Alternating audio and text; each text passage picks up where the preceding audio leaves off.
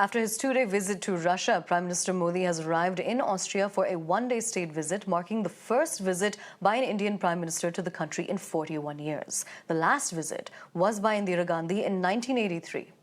Upon his arrival, he was welcomed by the Indian ambassador to Austria, Shambhu Kumaran, and the Austrian Foreign Minister, Alexander Schallenberg. Prime Minister Modi later joined a dinner hosted by the Austrian Chancellor, Karl, where he was greeted by members of the Indian diaspora. During his stay, the Prime Minister is scheduled to meet with the Austrian President, Alexander van der Bellen, and hold talks with the Chancellor.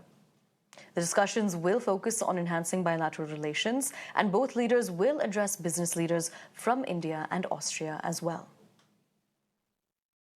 I gave my poster. He said, why you don't write your name behind? I said, I don't know. Then he write me a letter then. हम तो प्रधानमंत्री जी के स्वागत में खड़े थे और Vinci ने प्राइम मिनिस्टर के लिए एक बहुत अच्छा पेंटिंग बनाया हुआ था and she was standing and prime minister came in और उन्होंने पेंटिंग देखा, पूछा कि ये क्या बनाया है एंड शी एक्सप्लेन कि मैंने आपको कॉन्ग्रेचुलेट करने के लिए पेंटिंग बनाया है, you got. We're crossing over to my colleague Rishabh, who's been tracking the movements of the Prime Minister. Remember, he was in Russia for a two-day visit. Now he's in Austria. And in fact, Rishabh, when we talk about the Prime Minister's visit to Austria, it's the first time that an Indian Prime Minister is visiting Austria in 41 years. So what exactly is on the cards? Well, definitely. If you see, Austria is a country which is neutral. It's neither with NATO nor with Russia.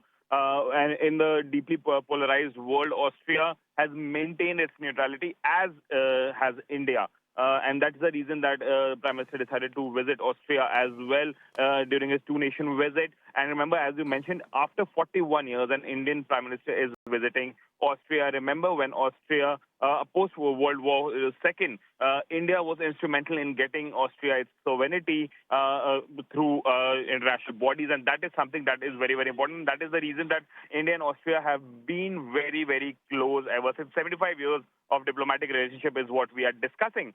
Apart from that, when Prime Minister is there, Indian diaspora, remember, Indian diaspora has become an integral part of Indian diplomacy, and the soft power that India flexes worldwide, be it in Russia, be it in Australia, US or UK, the Indian diaspora is very, very strong, and that is something that we'll see later in the day when Prime Minister meets the Indian diaspora later tonight. Apart from that, the meetings are very, very important. Remember, trade and commerce between India and Europe is very, very important, and Austria is an important part in that as well. So a very important visit here, and this is happening after Prime Minister has visited Russia, where he has very categorically said that solutions cannot be found on battlefield, which means India wants peace worldwide, and what better place than Vienna to assert that further.